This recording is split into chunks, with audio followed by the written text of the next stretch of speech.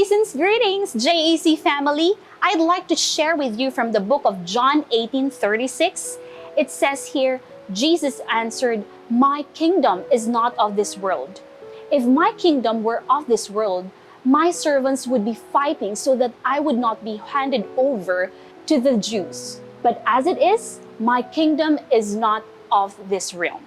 Good day. As we start our devotional for today, I'd like to ask a question first. What comes to your mind when you hear the word kingdom? Maybe king, queen, control? Well, according to Merriam-Webster Dictionary, a kingdom is a political organized community or major territorial unit having a monarchical form of government headed by a king or queen. But today, we are to talk about God's kingdom. The kingdom is a big theme for Jesus. In the ESV translation, kingdom is mentioned 126 times in the Gospels, but then kingdom is mentioned only 34 times in the rest of the New Testament. Now, mostly I hear two crucial questions about it. First, what is the kingdom of God? Second, why does it have a remarkable and specific focus in the teachings of Jesus? Let's discuss those questions. When we talk about God's kingdom, there are two words to propose for us to focus on: rule and reign. First, let's talk about rule. The most important thing about the kingdom of God is its primary meaning in the Bible: God's reign. R-E-I-G-N, not realm or people. The kingdom creates a realm. The kingdom creates a people. But God's kingdom is not synonymous with its realm or its people.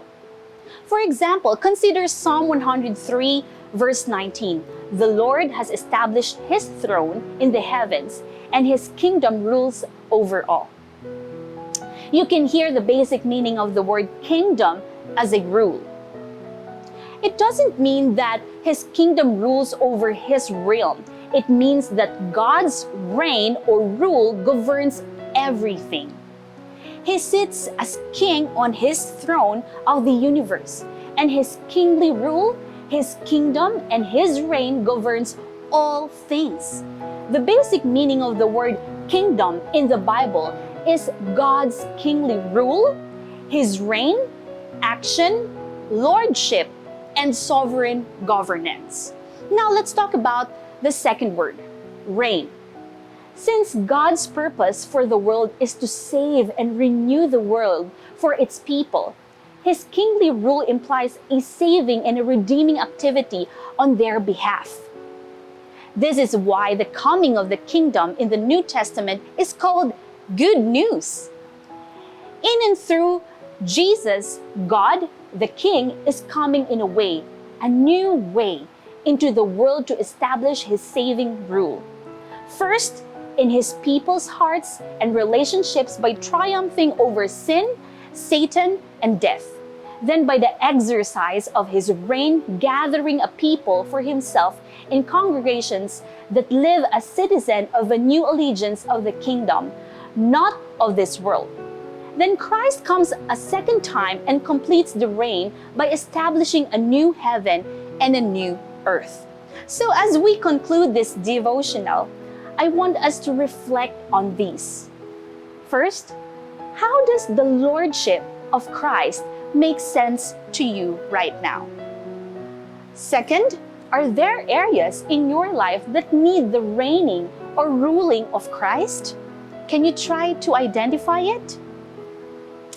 So as we end, I hope that we gained a clearer and deeper understanding of God's kingdom and how we can relate it to our personal walk with Him. Remember, it is the lordship of the crucified and risen Christ that should receive the emphasis today. God bless and have a great day.